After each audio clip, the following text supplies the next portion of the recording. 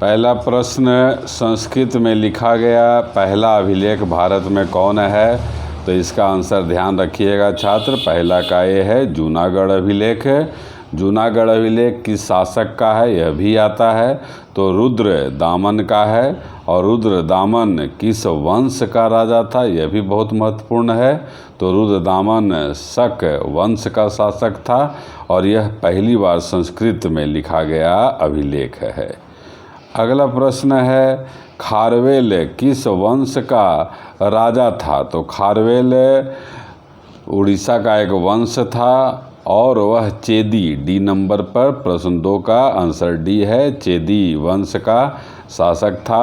खारवेल का एक महत्वपूर्ण अभिलेख भी आता है, वो भी आपको याद रखना है।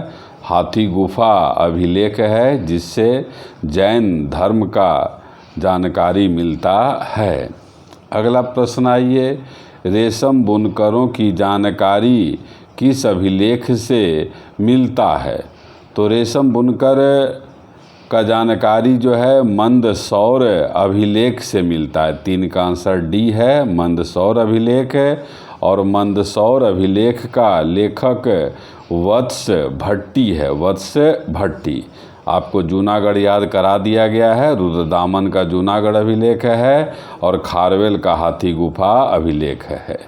यहाँ एक शहर का नाम है प्रतिष्ठान, वह किस वंश का राजधानी था? तो मैंने पहले भी आपसे चर्चा किया है छात्रों, किसी भी वंश का संस्थापक, अंतिम राजा, राजधानी जरूर याद करना है। तो यहाँ पर प्रतिष्ठान जो है सातवाहन वंश का राजधानी था और प्रतिष्ठान गोदावरी नदी के तट पर है। अगला प्रश्न आइए, सुदर्शन झील का जानकारी किस अभिलेख से मिलता है? तो आपको याद रखा कराया गया है कि संस्कृत का पहला अभिलेख जूनागढ़ अभिलेख है, रुद्रदामन का जूनागढ़ अभिलेख है। और इसी अभिलेख से सुदर्शन झील जो गुजरात के काठियावाड़ में था उसका जानकारी मिलता है। अगला प्रश्न है, भारत में सोने का सिक्का का प्रारंभ किस शासक के द्वारा किया गया? सोने के सिक्का का प्रारंभ, तो यहाँ पर सी आंसर होगा, इंडो ग्रीक वंश या हिंद यवन वंश। इसके लिए एक प्रश्न आप जरूर याद रखिएगा, बहुत आता है कि मौर्य वंश के बाद आक्रमण करने वाला पहला विदेशी आक्रमणकारी कौन था? तो आंसर होता है इंडो ग्रीक वंश या हिंद यवन वंश। अगला है, चतुर्थ बौद्ध सभा आयोजित करने वाला कनिष्क किस वंश का शासक था? तो एक तो प्रश्न आपको याद हो गया कि चौथा बौद्ध सभा का आयोजन किसके समय हुआ था? तो कनिष्क के समय। और कनिष्क किस वंश का राजा था? तो कुषाण वंश। तो 7वां का आंसर ए है, कुषाण वंश। और चतुर्थ बौद्ध सभा का अध्यक्षता वसुमित्र ने किया था। अगला प्रश्न है, एक शहर है साकल या सियालकोट जो वर्तमान में पाकिस्तान में स्थित है, और इसके बारे में प्रश्न क्या है कि साकल या सियालकोट किस वंश का राजधानी था? तो इंडो ग्रीक वंश का राजधानी था। और इंडो ग्रीक वंश का एक राजा था मिनांडर, जिसे मिलिंद पन्हो भी कहते हैं, उसी ने राजधानी बनाया था। मातृशतात्मक समाज किस वंश का प्रमुख विशेषता था? आपको याद कराया गया है छात्र, जब आपको सिंधु घाटी सभ्यता से जुड़ा प्रश्न रिवीजन कराया गया था कि एक होता है मातृशतात्मक और एक होता है पितृशतात्मक। जिस समाज में माता का प्रधानता हो उसे मातृशतात्मक कहते हैं और पिता का प्रधानता हो तो पितृशतात्मक कहते हैं। तो प्रश्न 9 का आंसर जो है यहाँ पर डी है, सातवाहन। प्रश्न 10, प्राचीन काल में सर्वाधिक सिक्कों का प्रचलन किस काल में किया गया था? तो प्राचीन काल में सिक्कों का सर्वाधिक प्रचलन सी आंसर होगा, उत्तर मौर्य काल में। सिक्का से जुड़ा हुआ 1-2 प्रश्न बराबर विभिन्न परीक्षाओं में आता रहता है, तो सबसे ज़्यादा सिक्का कब चला, तो उत्तर मौर्य काल में, और सबसे ज़्यादा सोना का सिक्का रहेगा तो गुप्त काल हो जाएगा। अगला प्रश्न देखिए, सातवाहन अभिलेखों में सबसे अधिक बार किस शासक का उल्लेख किया गया, तो गौतमी पुत्र सातकर्णी। सातवाहन वंश जो है दक्षिण भारत का एक वंश था और इस वंश का संस्थापक सिमुक था। इस वंश का राजधानी प्रतिष्ठान था और सबसे महत्वपूर्ण शासक गौतमी पुत्र सातकर्णी था। अगला है शक वंश का एक शासक है नहपान, और इस नहपान को पराजित किसने किया था, तब आंसर होता है वशिष्ठी पुत्र पुलमावी ने पराजित किया था।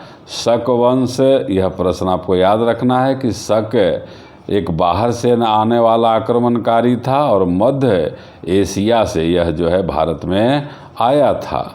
अगला प्रश्न देखिए, सीसा और पोटीन धातु का सिक्का किस वंश के शासकों के द्वारा चलाया गया था, तब इसका आंसर होता है सातवाहन वंश। सातवाहन वंश के राजाओं के द्वारा पहली बार भारत में सीसा और पोटीन धातु का सिक्का चलाया गया था।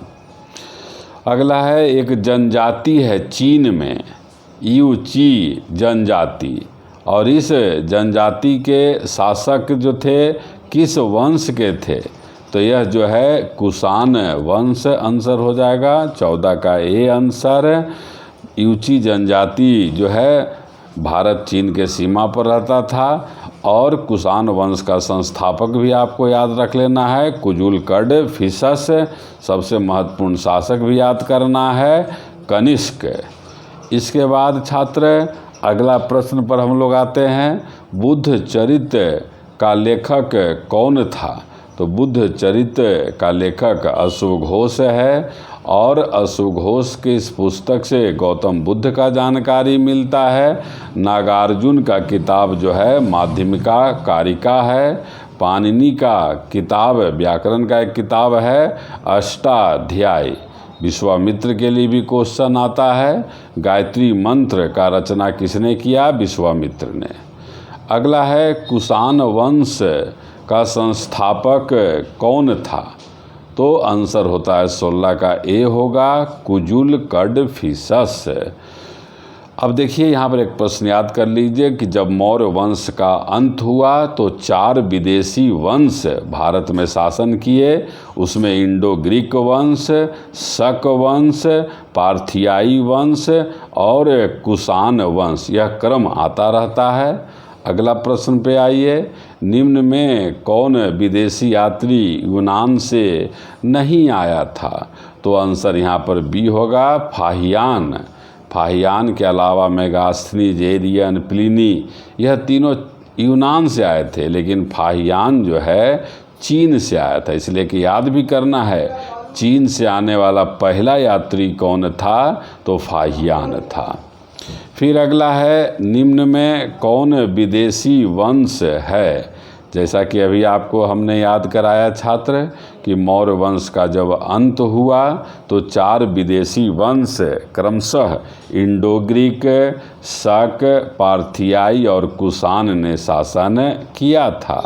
तो यहाँ पर विदेशी वंश यहाँ पर कौन है, तो डी आंसर है। आप देख रहे हैं कुषाण, शुंग, कण्व और सातवाहन देशी वंश थे। यह क्रम भी आपको याद रखना है, शुंग, कण्व, सातवाहन वाला। अगला ये भरहुत स्तूप का निर्माण किस शासक के द्वारा किया गया।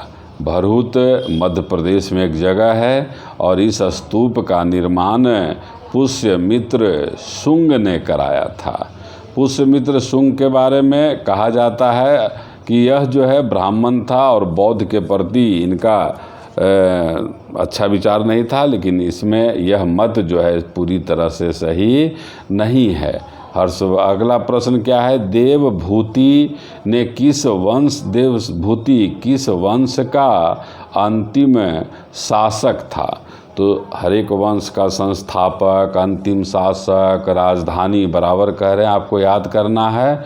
तो जैसे शुंग वंश का संस्थापक पुष्यमित्र शुंग था और अंतिम राजा शुंग वंश का कौन था, तो देवभूति था। जैसे अगला प्रश्न पर आइए, 78 ईस्वी में शक संवत का प्रारंभ किस शासक ने किया था, तो आंसर 21 का आंसर ए होता है कनिष्क।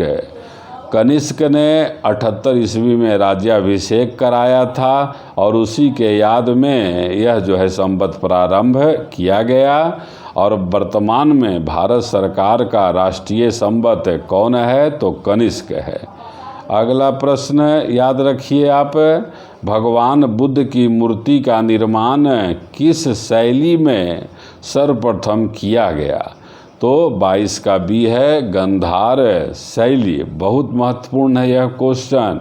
गंधार शैली को इंडो ग्रीक शैली भी कहा जाता है और इसका प्रारंभ मिनांडर के समय हुआ और सर्वाधिक विकास कनिष्क के समय हुआ था।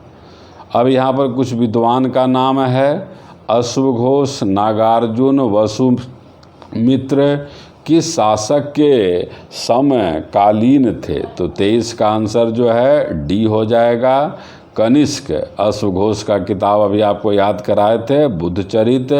नागार्जुन का माध्यमिक कारिका। वसुमित्र के लिए भी आपको याद कराया हुआ है।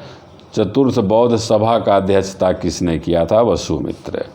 अगला है, सातवाहन वंश का सर्वश्रेष्ठ शासक कौन था, तब आंसर होता है वशिष्ठी पुत्र पुलुमावी सर्वश्रेष्ठ शासक आता रहता है।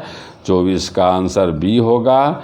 और यह भी एक प्रश्न आता है कि सातवाहन वंश का अंतिम महत्वपूर्ण शासक कौन था, तो यज्ञश्री सातकर्णी सी नंबर पर आप देख रहे हैं, वह जो है आंसर हो जाएगा। अगला 25 नंबर पे आइए, मिलिंद पन्हो पुस्तक से किसका जानकारी मिलता है, तो 25 का आंसर ए है मिनांडर। मिलिंद पन्हो एक बौद्ध ग्रंथ है, इसका लेखक बौद्ध भिक्षु नागसेन है। यह भी क्वेश्चन आता है कि मिनांडर को मिलिंद किसने कहा था, तो आंसर होता है बौद्ध भिक्षु नागसेन ने। प्रश्न 26 पर आइए, न्यूमिस्मैटिक में किसका अध्ययन किया जाता है, तो न्यूमिस्मैटिक में सिक्कों का अध्ययन किया जाता है। डी आंसर है। जैसे आपको याद कराया हुआ है, अभिलेख का अध्ययन विज्ञान के किस शाखा में किया जाता है, तो आंसर होता है एपीग्राफी। एपीग्राफी में अभिलेख का अध्ययन होता है। अगला प्रश्न पर आप आइए, निम्न में किसने सातवाहन वंश का स्थापना किया, तो आंसर होता है सिमुक सी नंबर पर। जो 3 देशी वंश था, शुंग, कण्व, सातवाहन, तीनों का संस्थापक अभी आप रिवीजन कर लीजिए। शुंग वंश का पुष्यमित्र शुंग, कण्व वंश का वासुदेव कण्व, सातवाहन वंश का सिमुक। अब अगला 28 नंबर प्रश्न पर आइए, कि सातवाहन वंश के राजा का नाम सांची स्तूप के प्रवेश द्वार पर लिखा हुआ है, तो 28 का आंसर सी है सातकर्णी। सातकर्णी का नाम सांची स्तूप के द्वार पर है और सांची स्तूप का निर्माण अशोक के द्वारा कराया गया था। इसका चर्चा हम लोग मौर्य काल के प्रश्न में किए हुए हैं, आप पीछे वाला प्रश्न देखते रहिए। अगला प्रश्न पर आइए, 2 अश्वमेघ यज्ञ किस शासक ने कराया था, तो डी आंसर है पुष्यमित्र शुंग ने कराया था। और अश्वमेघ यज्ञ का प्रारंभ उत्तर वैदिक काल में हुआ था। अगला है, प्राचीन भारत का एक विद्वान था पतंजलि। पतंजलि का किताब आते रहता है। पतंजलि का किताब का नाम है महाभाष्य, जो पाणिनि के पुस्तक अष्टाध्याय पर टीका लिखा हुआ है। तो यहाँ पूछ क्या रहा है कि पतंजलि किसके दरबार में रहता था, तो आंसर डी हो जाएगा पुष्यमित्र शुंग। आपने देखा उत्तर मौर्य काल से जुड़े हुए महत्वपूर्ण 30 प्रश्नों का चर्चा किया गया। अच्छा लगे तो आप इसे शेयर करें, सब्सक्राइब करें, लाइक करें, कमेंट करते रहें। आपको और क्या बेहतर चाहिए यह भी सुझाव देते रहें। धन्यवाद।